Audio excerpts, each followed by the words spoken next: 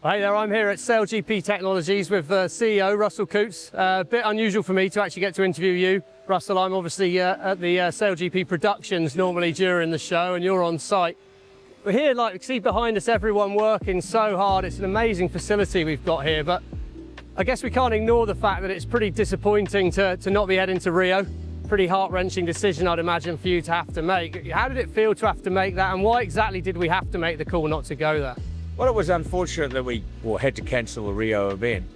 Once we got to the bottom of that we had an issue with the shear webs of the wing sails, then it was a no-brainer. You know, there was only one thing to do, and that was fix it. Yeah, okay, and I can see in the background there's an awful lot of wings. There's an awful lot of people working very hard to get these wings ready. What's the situation with the wings, and how are we looking with New York in mind?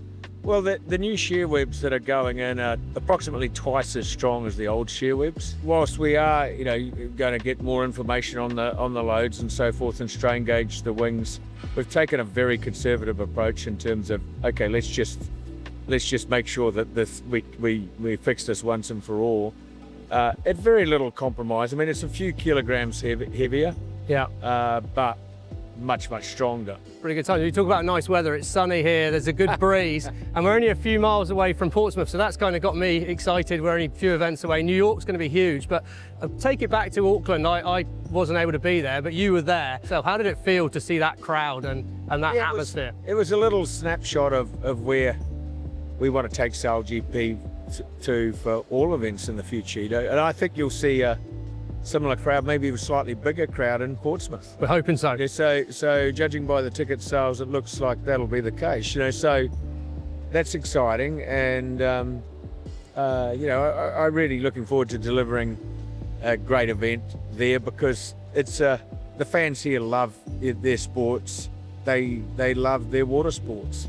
So it's going to be great to have a big crowd in Portsmouth and put on a great event, and hopefully we get some strong wins like we did in Auckland, and that crowd's fully entertained. Yeah, that's right. And I suppose on a story point of view, which is maybe a little bit more the side of it I'm coming from these days, and Dylan Fletcher and Giles Scott, the drivers swapping seats, and that confrontation's been a great story this year. What other stories have you enjoyed from a racing perspective?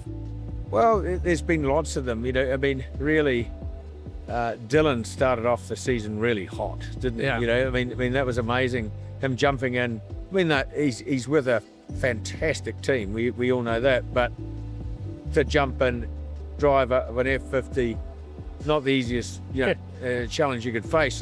And he was leading the season after 3 events. Fell off a little bit in these last events, but still right in there.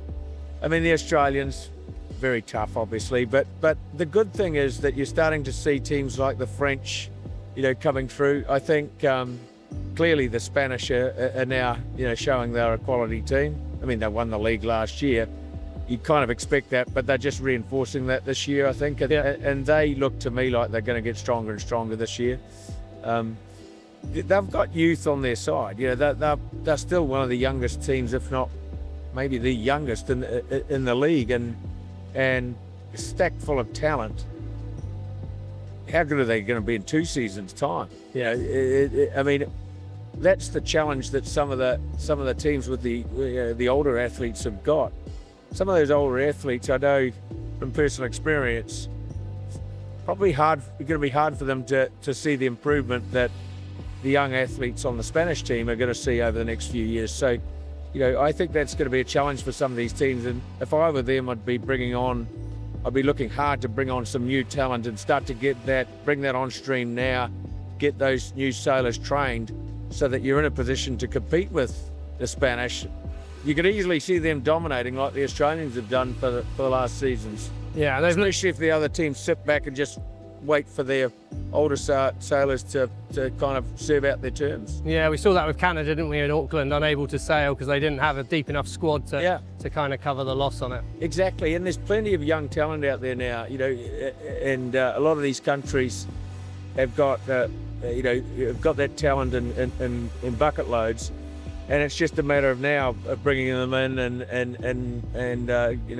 upskilling them on an F50, of course, and this style of racing. Yeah, and the Seafoils seem fun. Seems to have almost been a little bit of a leveler. Do you think that's partly responsible for 5 events and 5 different teams winning, or is that just the competitiveness of the fleet?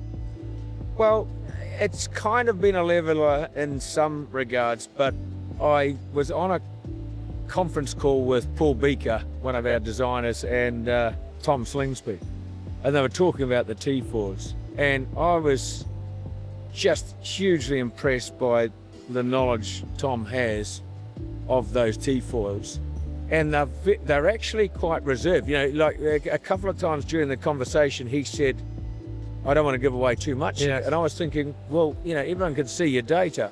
So there must be some things in there that they think they know that, and they also believe that the others don't know. Yeah. That's giving them this performance advantage, Yeah, and I guess it's all very well having the data, but you've got to know the question to ask it to get the answer out. Well, precisely, and they're probably clever enough to only use it when they need it too.